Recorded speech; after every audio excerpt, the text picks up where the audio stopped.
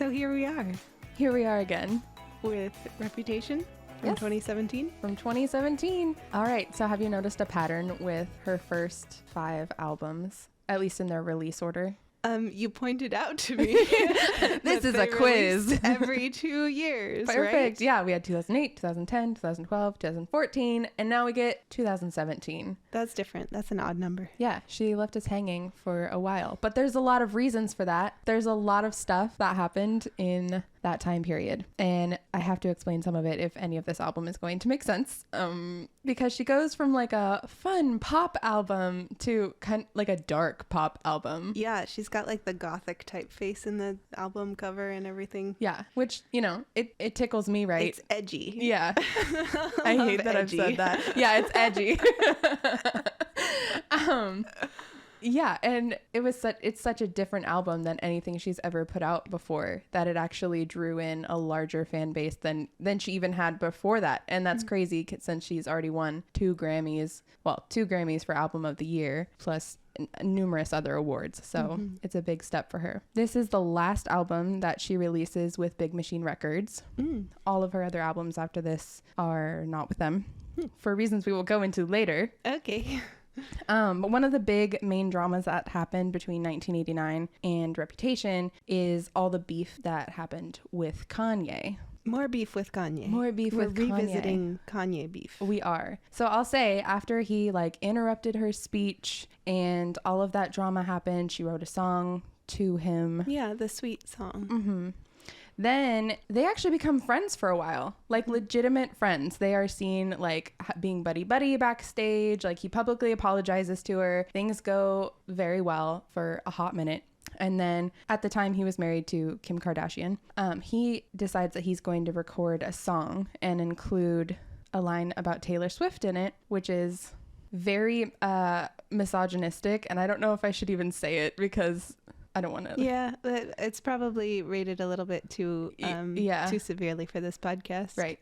He says a bad degrading. thing. He says a degrading thing about her in a line that he was going to put into one of his songs. And so he and Kim Kardashian give her a phone call because they're friends. They have each other's phone numbers, and they record this phone call supposedly, and say that she gave him permission to use that line in his song. And when the song comes out with that line, she's like, "What the heck? Why would you say this about me? This is horrible." And he was like, "You gave me permission." And she's like, "I absolutely did not."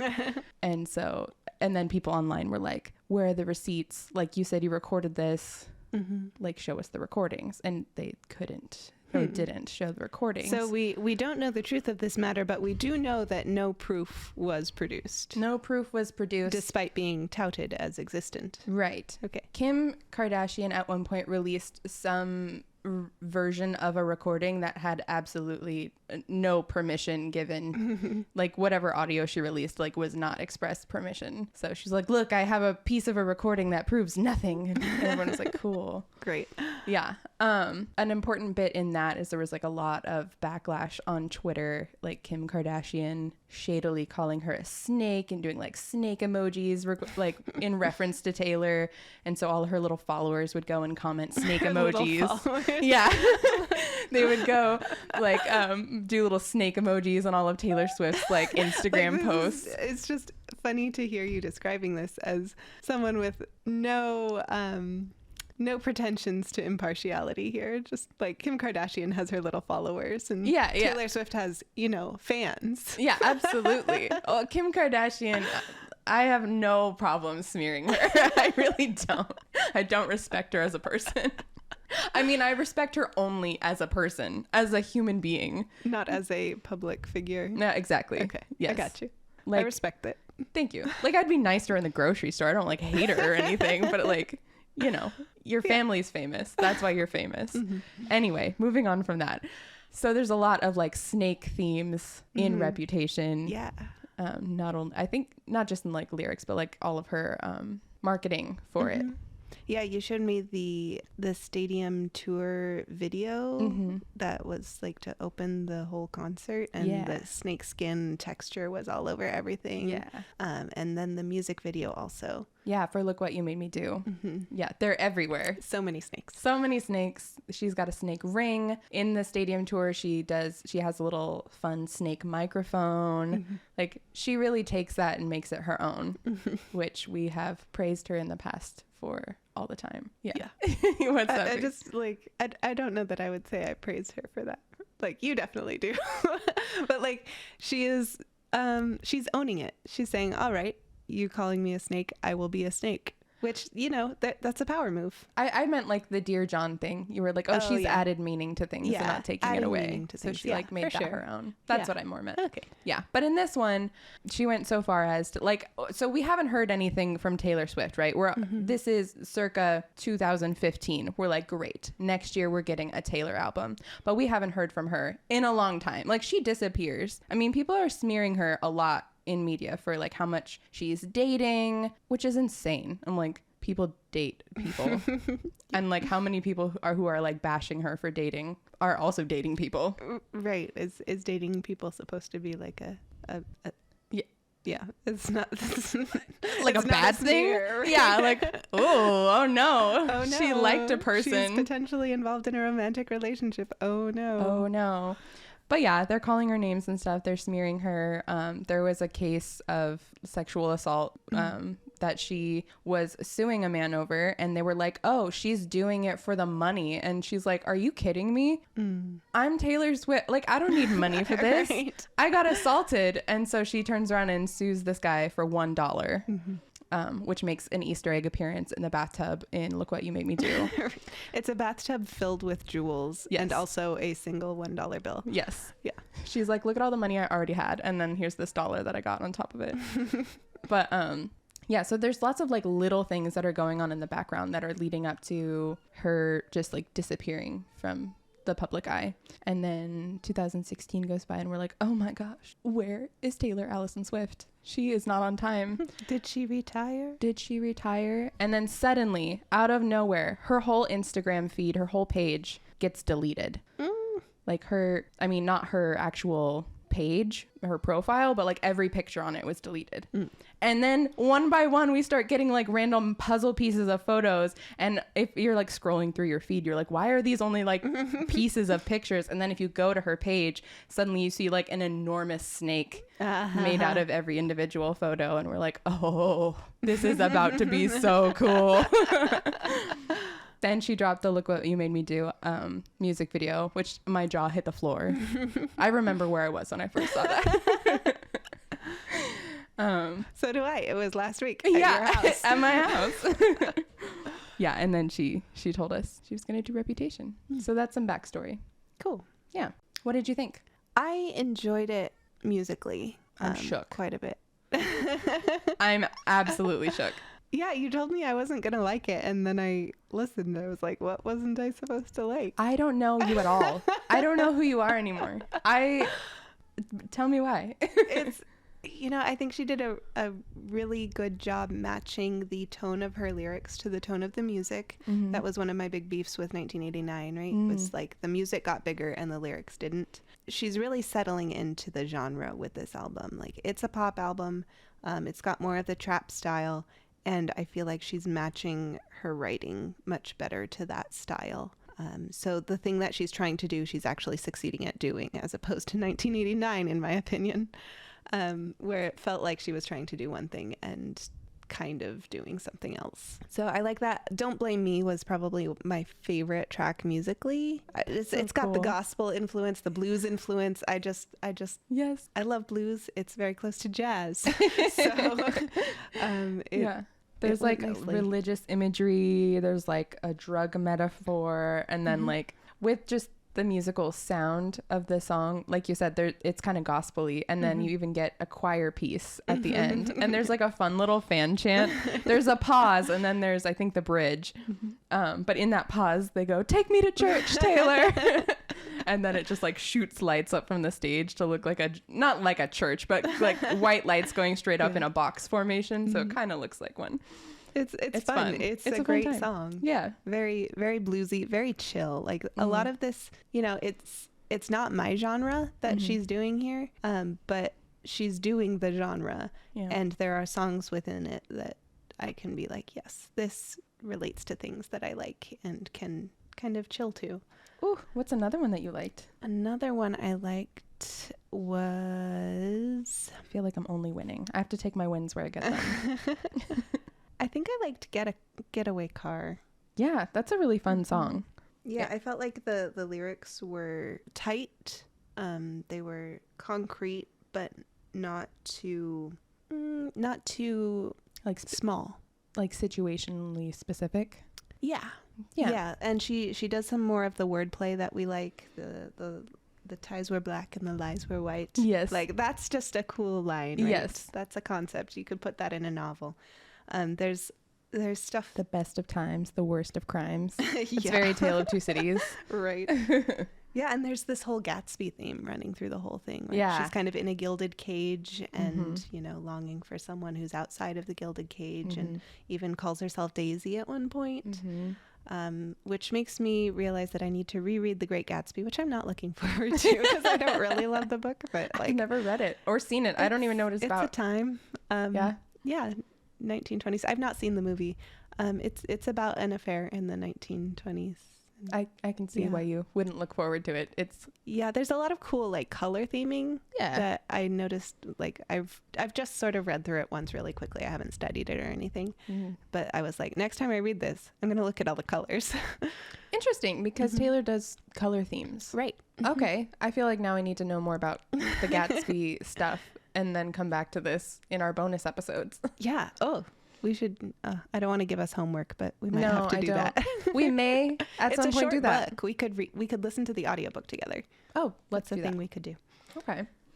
Oh, another theme that I think is so fun and talk about color scheming is the mentions of gold throughout the whole album, and hearkening back to Red, where she was talking about like red is that passionate, dangerous kind of love, and then she said that like gold is the did she say that or mention that gold was like the true love? I don't think it was in the album lyrics, but I think maybe in the liner notes or something she said in an interview about it. Yeah, she mentioned it during that time period at some point. And then she said, it was the liner notes, because then she said it's like true love is golden like daylight, and one day she's going to write a whole album about it. And then we see this album is just filled with little references of gold. Like in Dress, her lover is like on her like a golden tattoo, or like marked on her soul like a golden tattoo. And then the gold cage, not so much, but it is mentioning the color at least. And then there's other portions in here that touch on that same theme, and throughout just kind of the marketing for the album. It's a lot of gray and like newspaper stuff, and then you'll see little pumps of gold. Yeah, I'll say the fly in the ointment for this, part of this is explicit in track 3, I Did Something Bad, where she's beating the narcissist and the liar at his own game. Yeah, where we have to feel bad for someone who's been the victim of a narcissist, but the way that she decides she's going to win is to play all the same games. Yes. So she's putting herself on that level, and I do feel like as the album goes on, she's kind of withdrawing from that and turning away from that to her new love. I feel like I see that motion, but there's still something there that's kind of unsettling to me. Several later tracks involve marks on her body, like the golden tattoo. There's scratches, I think, in track 7. So it goes, where it's like, just if you're a young girl listening to this album, please know that physical marks on your body are a sign of abuse. That's not true love. No.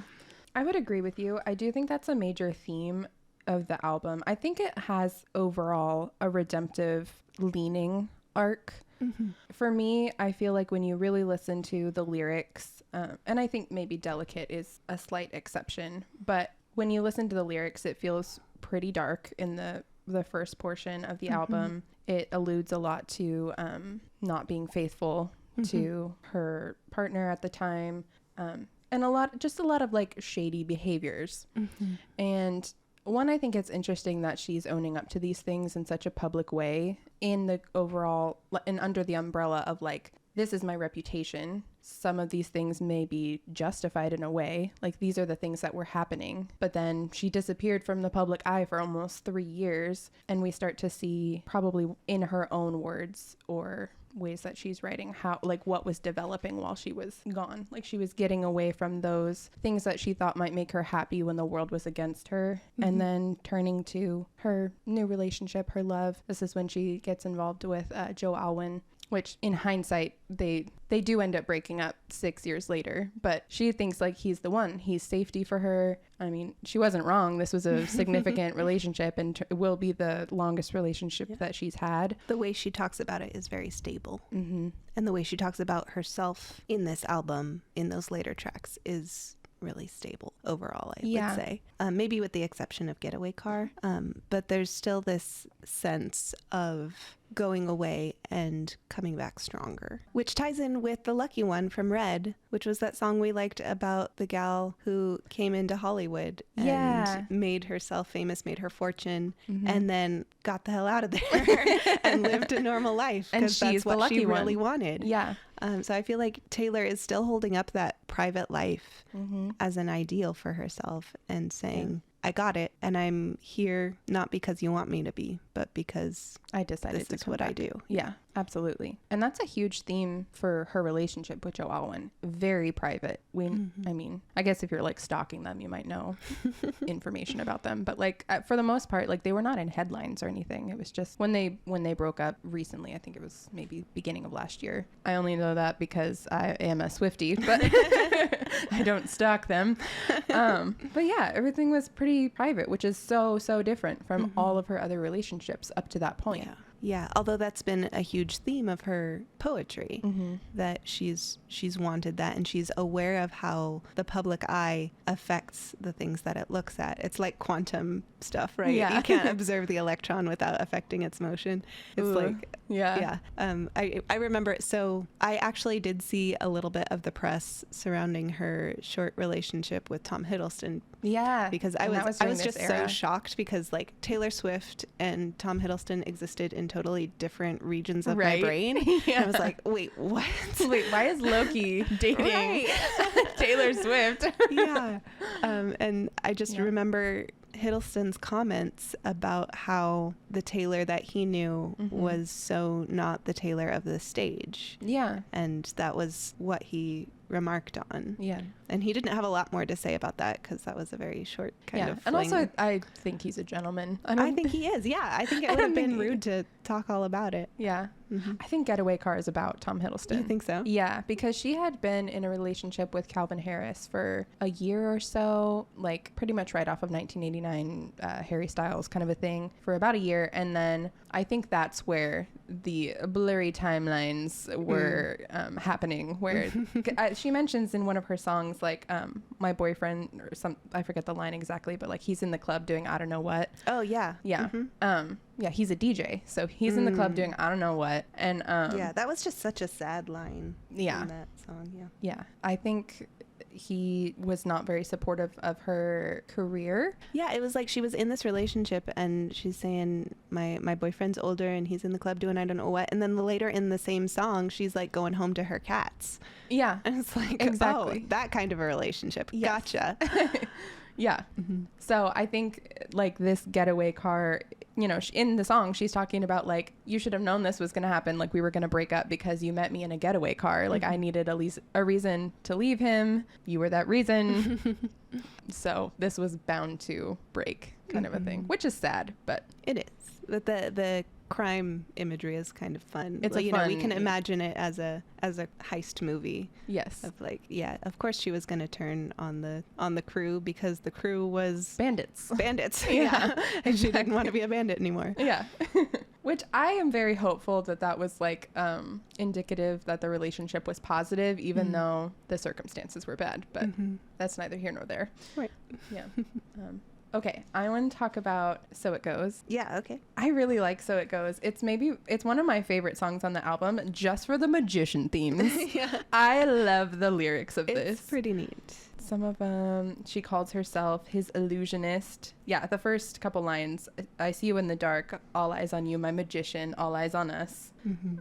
I think that this one is about Joe Alwyn. He's an actor, a British actor. So even though he's not like as big of a celebrity as she is, he's known. People are watching them. Yeah. But you make everyone disappear, cut me into pieces. Like, yeah, it's just very cute. And I love a tight metaphor throughout a song. It really gets me.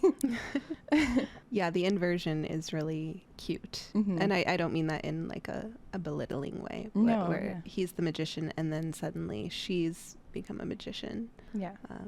Yeah, it's nice. And it has the golden cage is mentioned. So tie that into our larger themes. There we go. Yeah. And this theme again of who you are, your identity, being not bound up in your mistakes. You know, I'm not a bad girl, but I do bad things. That's relatable. It's relatable, and it's trying to resolve the tension between two things. Yeah. That she wants to believe that she's a good person, and she's looking at the things she's done and saying, but I would look at those and maybe not approve of all of them, which is part of the tension of living in this world. Yeah, absolutely. Trying to reconcile your idea of yourself with your behaviors. I love the line. I just think it's so clever. You did a number on me, but baby, who's counting? I love that. it's and then she goes 1, 2, 3. Yeah. Very cute. Those are my favorite things about Taylor Swift songs. Just her little signature, like, that was clever. Clever girl. Yeah, she has the knack of saying those things without being like, you said that to sound clever. Yes. You know, not every artist can pull that off. I think it's so telling that I jumped to a comment and I did the ADHD thing where I didn't explain the road to get there. Okay. I was looking at the lyrics for Gorgeous, and you know that they have the little baby going gorgeous. Oh yeah, at the beginning. That's James Reynolds, which is the daughter of Ryan Reynolds and Blake Lively when she was small, and that made me think it makes sense to me why she's friends with them. Ryan Reynolds is very funny. And I think Blake Lively, she seems to me like she's a funny person. So to me, by the way, this is the song that has the older boyfriend in the club. Yes. It's gorgeous. Yeah. Yes. And she's like looking at this other guy because her boyfriend has left her alone again to do whatever in this club. I think the rest of the album, not the rest of the album, there's a portion of the album towards the end that feels very intimate. Yeah, especially culminating in New Year's Day, which we should talk about before we wrap up because we're almost out of time. Oh, yeah. Okay. I'll just address that this is why we can't have nice things, very obviously about Kim and Kanye. That's the song that specifically talks about Gatsby as well, feeling Gatsby for the whole year. I don't like that song very much, though. Yeah. It like laughs at the idea of forgiveness. Yeah, it feels really high school drama. And it kind of drives home this sense of Taylor as just the popular girl who's all up in the drama and there's kind of nothing more to her life. And you don't want to think that of her, like the way she's talked about wanting a private life and that sort she of thing. Literally said, like, I would like to be excluded from this narrative. Very famously, she has said that. Famous line. But again, playing the narcissist game, it's sad. Yeah. It's like you want to think that she's growing up and leaving that behind. And I'm not convinced from this album that she really is. I would say from this album, I don't think her perspective had shifted yet by the end of it. I think you might think differently in the next few albums. Not only is she leaving behind Big Machine Records for different reasons, but I think she starts being able to do music the way that she wants to. Like, I think you'll notice in this album, her vocals are much stronger. Yes, absolutely. And also her dancing is much stronger if you see any of the music videos and the performances. As an artist, she's gotten much, much stronger. Yeah. And she kind of comes into her own after this. And at this point, like, Reputation and how successful it is paves the way for this new record label to be like, do whatever you want. You're Taylor Swift. We will just go along with it. And and I think she grows up all at once. For me, I think she does. Okay. So yeah, but I think she's on her way at the end of the album. Well, the album closes with New Year's Day. Yes. Which I think we both enjoyed. Yeah. I will tell you, I cannot remember the melody. like, I remember enjoying it. I remember thinking, oh, this is nice. Yeah. And I can't remember it. Right. That's interesting because Olivia Rodrigo, who is a young artist, actually uses part of that piano in one of her new songs. So it's like memorable enough that like when somebody wanted to use it. Someone wanted to use it. People who were listening to her went, hey, isn't that New Year's Day? And then, of course, it was credited as Taylor's. But yeah, it's nice. It is super nice. It's a total break from the genre of the rest of the album. It's very intimate, as you said. It's just piano and vocals, I think. And it's lovely. It's calm. It's talking about the ordinary days, right? New Year's Eve is when you have the party. New Year's Day is when you recover from the party. When you're cleaning up bottles and the girls are carrying their shoes in the lobby. They're tired. It's over. And I think that's reflected in the actual music, right? Like you have all of these really big sounding songs and like lots of overlaid tracks and everything. Lots of high drama. And then it settles down with just a stripped piano vocal song that is lovely. And it's talking about how she just, you know, she wants to have this man's midnights. That's exciting. But she also wants to be with him on New Year's Day. And it's fun that we listen to this on New Year's Day. Yeah, that was fun. So I'm so glad that you liked it. Yeah, I did. I enjoyed it. I'm so surprised.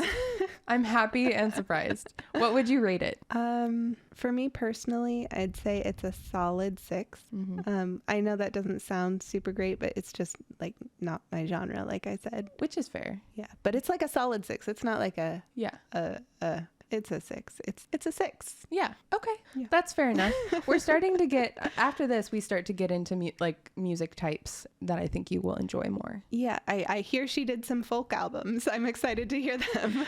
Not quite there. We have Lover next, which is a very stark contrast, at least marketing. I mean, in all ways, but definitely marketing wise. Like you have Reputation that's like grays, black and white and gold and very like dark emo-y stuff. And then high contrast, gothic. Yes. And then you get Lover, which is pink. So soft. Yes. Pink and blue and fluffy clouds, and Lover is written in pink cursive.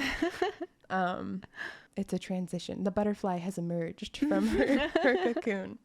This is why Swifties will sometimes say that they're entering their Reputation era when they're going through something dark. Be like, I'm in my Reputation era. Oh my goodness. But yeah. Okay. So that'll be in 2 weeks. All right. And we have lots of people to thank. Yes, so many people to thank. We've got Joseph, our editor, Rebecca, our media manager, Talitha, our design lead, you for listening, you for this conversation, Savannah. Thank you. This has been a production of DieCast Media Group. As always, if you want to get in touch with us, you can send us an email at makemeaswiftie@diecastmediagroup.com, and that's a mouthful, so it'll be in the show notes. It sure will. You can also message us on Instagram in our comments or direct messages, however you want to get in touch with us. And if you would like to support us, always appreciated but never demanded, you can go to our Patreon page. There will be a link in the show notes. Sweet. See you in 2 weeks. 2 weeks. Bye. Bye.